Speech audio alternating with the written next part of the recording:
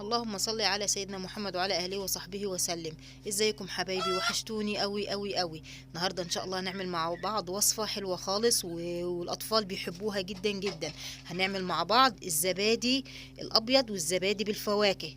تعالوا مع بعض يلا نشوف المكونات بتاعتنا. معانا هنا لتر من اللبن كامل الدسم، ومعانا كوبايه زبادي، وهنعمله بالمشمش ان شاء الله. عايزه تعمليه بالفراوله، عايزه تعمليه بطعم الاناناس، دي حاجه متاحه ليكي انتي.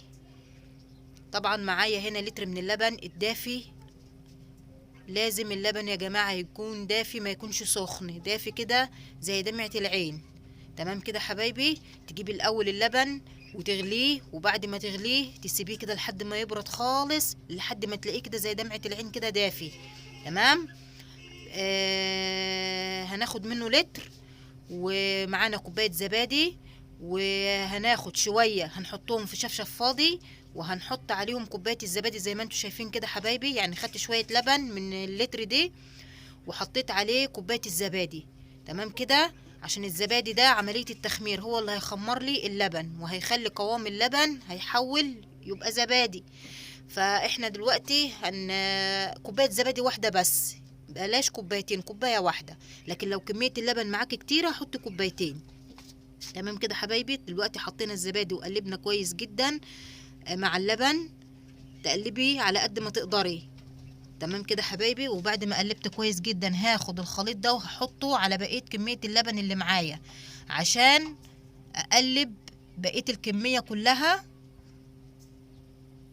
مع الكميه اللي حطيت فيها الزبادي، يبقى كله مختلط كده ومتجانس مع بعض. طبعا انا معايا هنا الشفشف مليان على الاخر، وكان في مج تاني قاعد في الحله، فقلت كله اكبه في الحله عشان اعرف اخد راحتي في التقليب. زي ما انتم شايفين كده حبايبي. معايا هنا الويسكي او اي حاجه تقلبي بيها زي ما انتم شايفين، وقلبي كويس جدا. بعد ما قلبت معايا هنا الاطباق الحلوه الفخار دي، معكيش منها اي كوبايات متاحه عندك. تمام كده. وهنبتدي نصب اللبن ده الزبادي اللي هو الابيض الساده.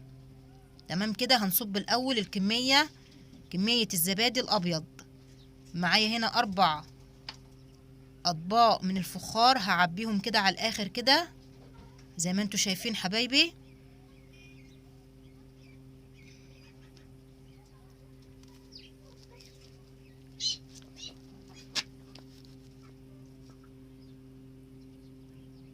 ما تنسوش حبايبي الاشتراك في القناة وتفعيل زر الجرس عشان يوصلكم كل جديد مني، واللي ما اشتركش يشرفني على راسي من فوق، فضلا وليس امرا.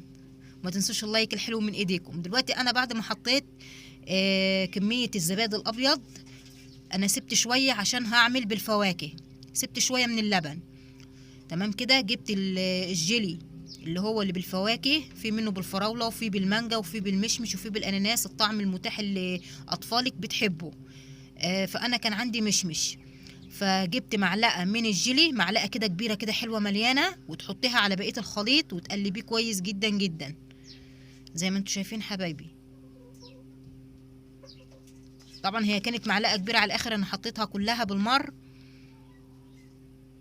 وعلى قد ما تقدري تقلبي كويس فيها، على قد ما تقدري، عشان انا قلبت كتير بردك. كان فيه شوية سكر كده، حبيبات كده بردك كانوا باينين، بس على قد ما تقدري يعني تقلبي فيها كويس. تمام كده حبايبي. طبعا عبيت هنا المجات اللي معايا الحلوة دي. انا زي ما قلت لك، عايزه تعمليه بالفراوله، عايزه تعملي نص بالفراوله، نص الكميه بالمانجا، شويه بالمشمش، زي ما تحبي. طبعا اطفالنا بيحبوا الزبادي اللي بالفواكه دي، بتبقى جميله جدا وخفيفه على قلوبهم. بألف هنا وشفا حبايبي. بعد هنا ما خلصت كل الكميه اللي معايا، الزبادي الابيض والزبادي اللي بالفواكه، جبت بقى شويه ميه سخنين من السخان مغليين كده، وتحطيهم في الصينيه اللي حاطه فيها الزبادي، لحد كده ما تتعبى، يعني لحد ما الميه ما تيجي نص الاطباق اللي معايا او الكوبايات. يعني ما تخليش الصينيه متعبيه على الاخر ميه، يا دوبك كده نصها. تمام كده. وهولع الفرنه هولع الفرن على درجة حرارة عالية، 180 او 200. تمام كده. هسيبها لمدة 10 دقايق وتطفي على طول، او 8 دقايق 8 دقايق بالظبط حبايبي. تمام كده. يبقى تولعي الفرن على درجة عالية لمدة 8 دقايق وتطفي على طول، وندخل الصينية اللي زي العسل دي على طول على الفرن. بس اهم حاجة نغطيها بصينية او باي حاجة كده على الوش من فوق. صينية عندك فوطة كده تكون تقيلة شوية وتغطي الحاجات دي. تمام كده. وتسيبيها 8 ساعات، من 8 ل 9 ساعات. يعني انا عملته بالليل وصحيت الساعة 8 الصبح زي ما انتم شايفين كده. حاجة بسم الله ما شاء الله، حاجة جميلة جدا. شايفين حبايبي الزبادي تقيل ازاي، والوش اللي عليه الدسم ده حاجة كده روعة روعة.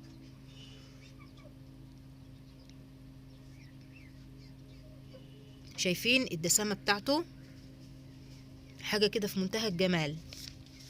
وكمان الزبادي اللي بالمشمش ده طعمه حاجة خرافة.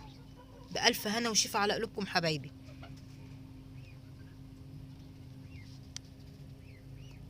طبعا رمضان قرب، كل سنة وانتم طيبين. وبإذن الله برضك هنعمل الحاجات دي تاني بإذن الله. هنعمل الزبادي، هنعمله بقى بالفواكه، بالفراولة وبالمانجا، وهنعمل أبيض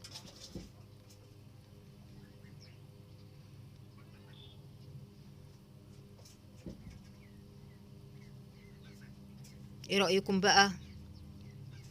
بألف هنا وشفا على قلوبكم يا رب. يلا ما تنسوش بقى اللايك من ايدكم الحلوة عشان الفيديو يترفع فضلا وليس امرا. وشجعوني يا جماعة، متشكرة جدا ليكم وعلى تعبكم معايا، ما تحرمش منكم.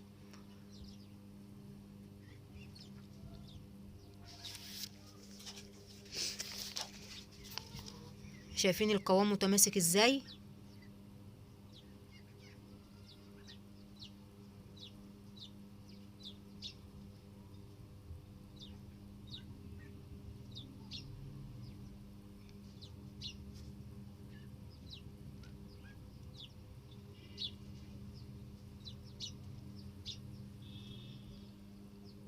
طبعا انا هاكل معلقة من الزبادي المشمش.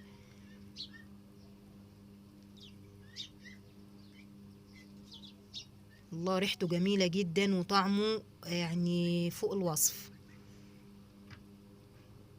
حاجة كده جميلة بسم الله ما شاء الله. شايفين يا جماعة الكمية اللي معايا، كمية الزبادي. يلا اشوفكم في فيديو جديد حبايبي،